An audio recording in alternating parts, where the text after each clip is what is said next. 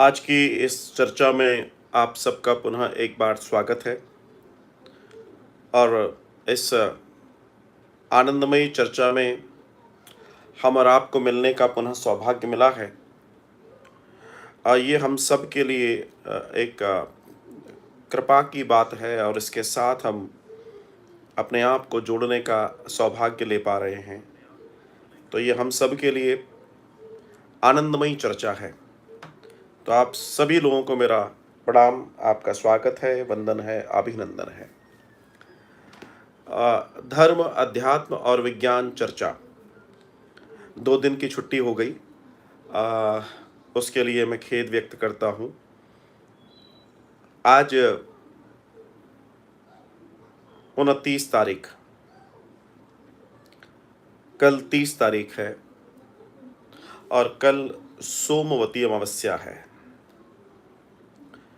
कल वट सावित्री व्रत भी है। भारतीय सनातन संस्कृति में इस व्रत की बड़ी महत्ता है और माताएं इसे बड़े भाव से मनाती हैं। तो आइए आज इस पवित्र सोमवती अमावस्या जो कल 30 तारीख को है और वट सावित्री व्रत है, इसके बारे में संक्षिप्त में हम चर्चा करते हैं, जानते हैं। सोमवती अमावस्या और वट सावित्री व्रत बहुत महत्वपूर्ण और कीमती दर्शन है सनातन धर्म में। हमारे यहाँ स्नान का बड़ा महत्व है और इस दिन पवित्र तीर्थों में, नदियों में, तालाबों में स्नान करने की परंपरा है। लेकिन सौभाग्य की बात है कि इसी के साथ कल वट सावित्री व्रत भी है। तो पहले ये जानते हैं कि इस व्रत की महत्ता हमारे जीवन में कितनी है। पहले ये जानिए कि वट सावित्री व्रत में वट का क्या महत्व है। देव वृक्ष कहा जाता है वट को और इस देव व्रत के मूल में ब्रह्मा जी का निवास है, मध्य में विष्णु जी का निवास है और ऊपर भगवान शिव का निवास है और सरस्वती का अवतार सावित्री माता का भी निवास वट में रहता है।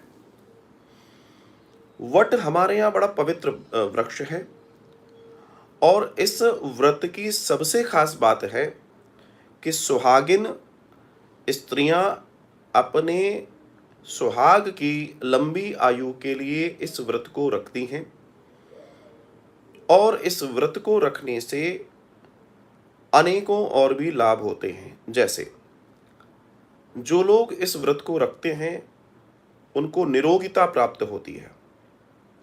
यहाँ तक कि अगर माताएं बहनें अगर इस व्रत में वट की पूजा के समय निरोगिता का अगर वर मांगे अपने परिवार और अपने लिए, तो आप तय मान के चलिएगा उनको लाभ होगा।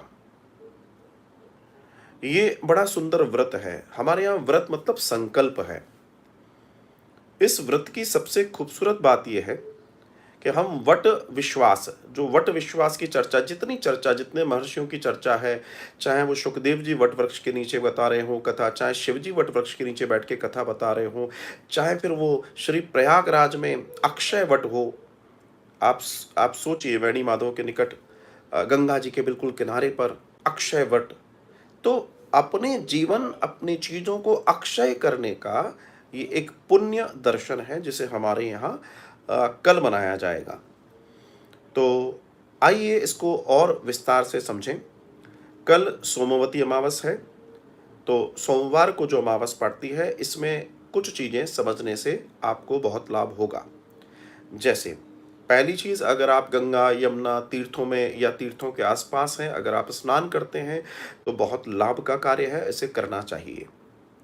दूसरा दर्शन कि सुहागिन बहनें, माताएं इस व्रत को रखती हैं जिनका विवाह हो चुका है, अपने पति की बड़ी उम्र और स्वास्थ्य की कामना के लिए। तो अब बात आती है कि आप पूजन कैसे करें। तो सुबह स्नान कर लें। कई जगह भारत में ऐसा भी प्रचलन है कि ये व्रत 2-3 दिन पहले से ही माताएं रखती हैं, कुछ ऐसी जगह हैं। लेकिन मान्यता इस व्रत की वट सावित्री वाले दिन ही है, जैसे कल है। तो इस व्रत में उपवास रखने की अलग-अलग विधि है, जहाँ-जहाँ जैसा काल और परिस्थिति है वैसा उपवास रखा जाएगा। लेकिन सुबह प्रातःकालीन आपको स्नान करना है, और अगर आप तीर्थों के आस-पास नहीं हैं, तो आपके घर में गंगा जल होगा। गंगा जल को आपको उपयोग लेना है। तो कैसे लेना है कि सबसे पहले आपको बाल्टी में 2 ढक्कन, 3 ढक्कन जितना आप चाहें गंगा जल डालना है, और फिर उसमें पानी डालना है। ध्यान दीजिएगा, पहले गंगा जल डालना है, फिर पानी डालना है। फिर आपको उसमें स्नान करना है, और जो भी आपका भगवान इष्ट जो भी हैं उनका विशेष। लेकिन कल के दिन विशेष रूप से भगवान शिव का पूजन होगा, क्योंकि सोमवार भी है और वट में उनका भी निवास है। तो विष्णु का पूजन भी है, भगवान शिव का पूजन भी है। इन पूजनों को आपको ध्यान रखना है। इस दिन माताओं को वट की पूजा के लिए क्या करना चाहिए? इसमें आपको जल लेना है। अगर आपके आसपास वट वृक्ष है तो आप लोग वहाँ जाएं। सुहागिन स्त्रियों को पूरे सुहाग सामग्री का वर्ण करना चाहिए, पहनना चाहिए। सुहागिन जैसे एक दर्शन होता है। और फिर अपने साथ पूजन की सामग्री, जिसमें विशेष रूप से जल हो, और जल में थोड़ा मीठा डलाओ, गुड़ डालिए, शक्कर डालिए, जो भी आपको डालना है, जल मीठा होना चाहिए, इस बात का ध्यान रखें। कच्चा सूत, कच्चा सफ़ेद सूत आप ले लें। कुछ मिठाई, कुछ जो भी नैवेद्य आदि इत्यादि जो भी आप ले जाना, दीपक, धूप, जो भी आप ले जाना चाहें वो आप ले जाएं, और वट की पूजा करें। जब आप वट की पूजा करेंगी, तो आप जब पूजा करेंगी तो पूजा के समय आपका जो भी मनवांछित, जो भी आपकी मनोइच्छाएं हैं, आप उसकी उसकी डिमांड करें। और उसके बाद जो कच्चा सफ़ेद सूत है आपको बाजार में मिल जाएगा। अभी आप सुन रहे हैं, आप सुबह भी बाजार से ले सकते हैं। तो जो कच्चा सूत है सफ़ेद, वो आपको लेना है, और लेकर आपको, वैसे तो 108 परिक्रमा की चर्चा है कि 108 परिक्रमा सूत के साथ आपको लगानी चाहिए। सूत में बड़ी एनर्जी होती है, सूत का ही जनेऊ बनता है। सूत अपने आप में बड़ा गहरा विषय है। तो अगर आप 108 परिक्रमा लगा सकते हैं तो ठीक है, वरना 7, 21, 31, 51, 11 जितनी परिक्रमा आप लगाएं, उतना सूत जो है वट वृक्ष के साथ आप लपेट दें।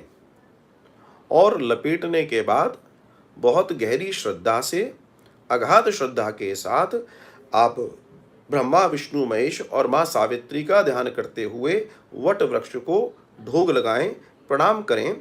जैसा आपको लगता है वैसा आप कर सकती हैं। तो इस चीज़ का आपको ध्यान रखना है। और बकाया फिर आपका व्रत जैसे आप करते आए हैं, निरंतर उस भाव से आप करें। इस दिन जब आप पूजा करने जाएं, तो आप एक कटोरी ले लें, एक बड़ी कटोरी। उसमें या तो चना रख लें या चने की दाल रख लें, या तो चना रख लें या चने की दाल रख लें।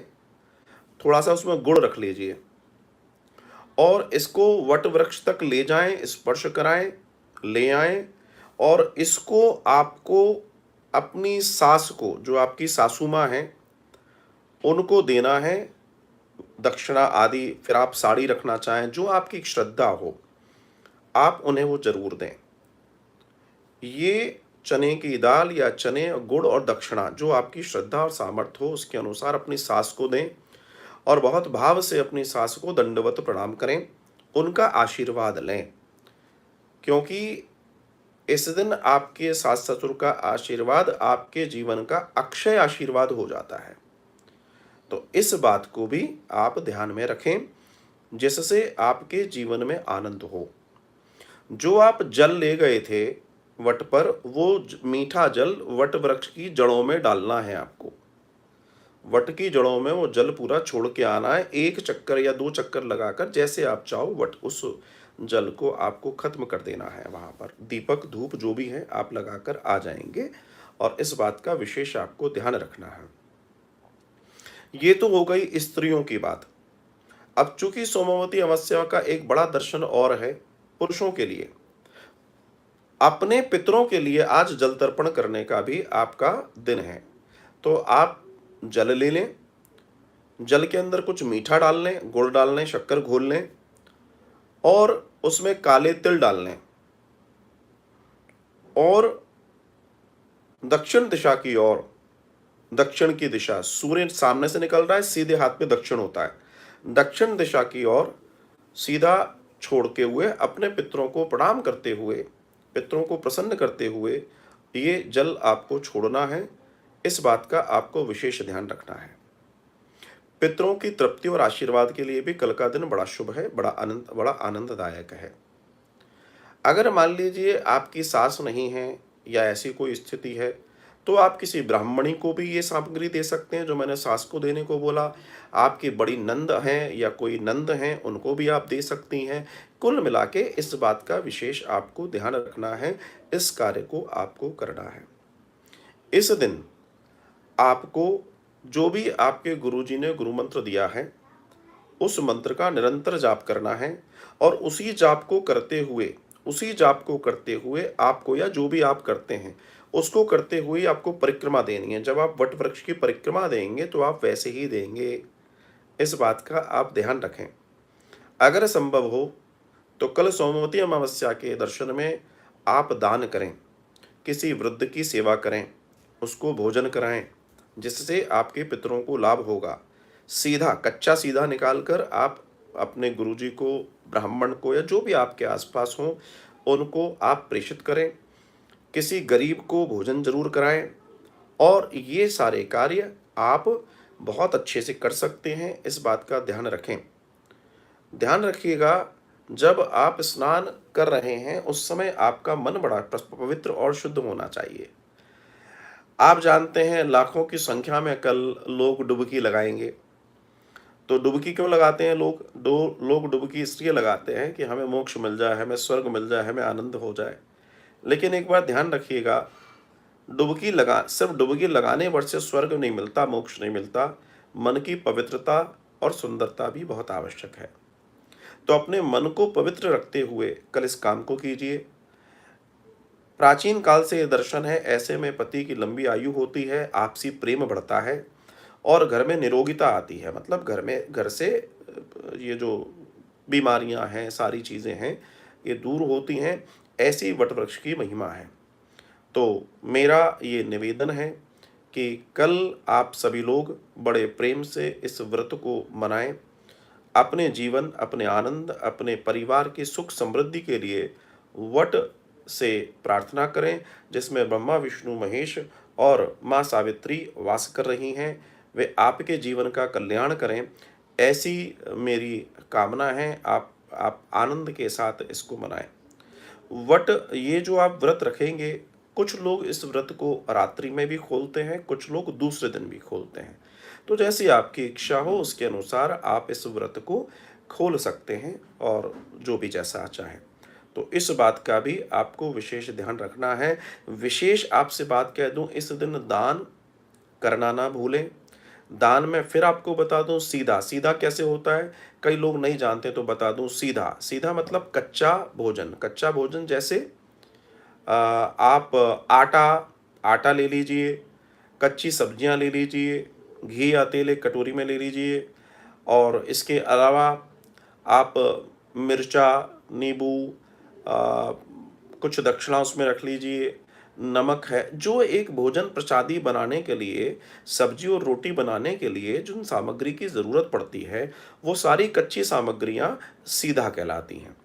उसको आप अपने पास के मंदिर में दे सकते हैं, आपके आसपास कोई ब्राह्मण देवता ब्राह्मणी है उनको दे सकते हैं, या जहां आप चाहें। अगर मान लीजिए आपके यहाँ कोई व्यवस्था नहीं है तो आप किसी को उसके निमित्त धनराशि भी दे सकते हैं कि भाई हम उतनी सामग्री के निमित्त आपको धनराशि दे रहे हैं, आप स्वीकार करें। ऐसा भी आप कर सकते हैं और बड़े आनंद के साथ कल का दिन आपके लिए शुभ होगा।